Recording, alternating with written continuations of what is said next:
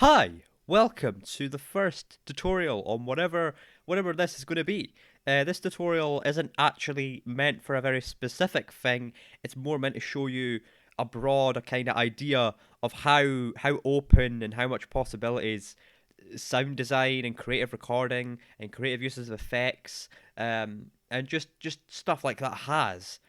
And I'm going to play the sound effects that I've recorded, and you can maybe take a guess on what these sounds are. And after that, I'm going to show you how I recorded them, and maybe you'll be pretty surprised. Maybe you won't be. And I'm just going to hopefully show you all the possibilities that this has. So I'm going to show you what these sounds are now.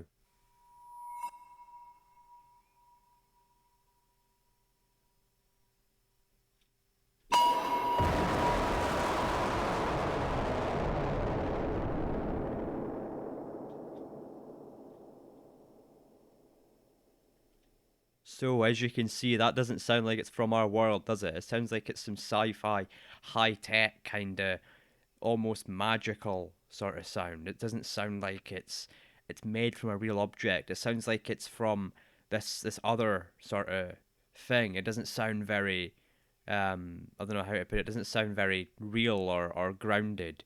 And what is it? What is this sound? Well, I'm going to show you how is this sound created? How is this recorded? How is this done? And I'm just going to show you that just now. And as you can see with the video on screen, all I did was I put down a glass, a blunt object. I hit it a few times, and I picked these sounds.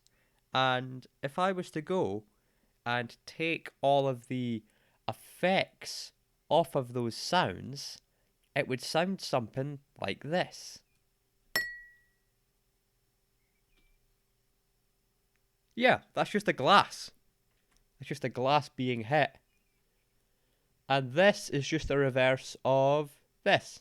So if I just reverse this sound, you're going to get the exact same thing. This is the complete dry sound. This is the complete sound that I recorded that's just been reversed.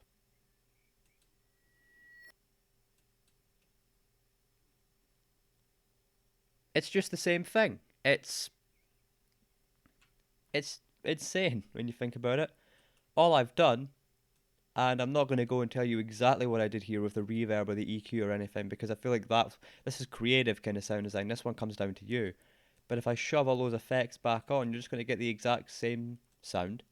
And I transpose this about 12 semitones down, just an octave down basically, and you get this, the exact same sound that we started with.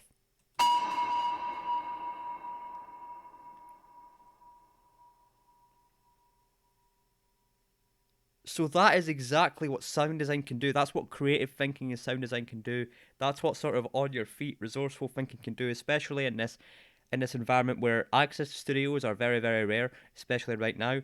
So stuff in your house is easy to use. You just have to be a little bit more sort of resourceful and creative minded when it comes to this. So that is that even a word or phrase? But you have to be sort of resourceful. Um, you have to kind of look at it as if how do I imagine this? What is this sound going to be like? How do I imagine the possibilities of what this sound can be, and how do I bring that into reality, and how do I convey that to the listeners that are going to be listening to whatever project that I'm making?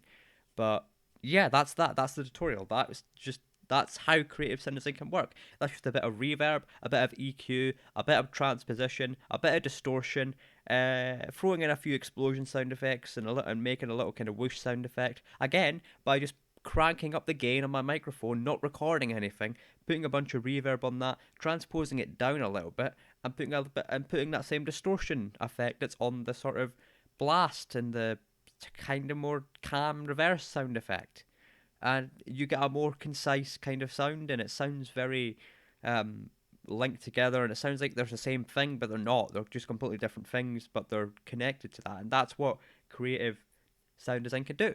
So I hope this tutorial has helped you out, and if it has, please tell me what you want to do with your creative sound design. So yeah, thank you for watching, and goodbye.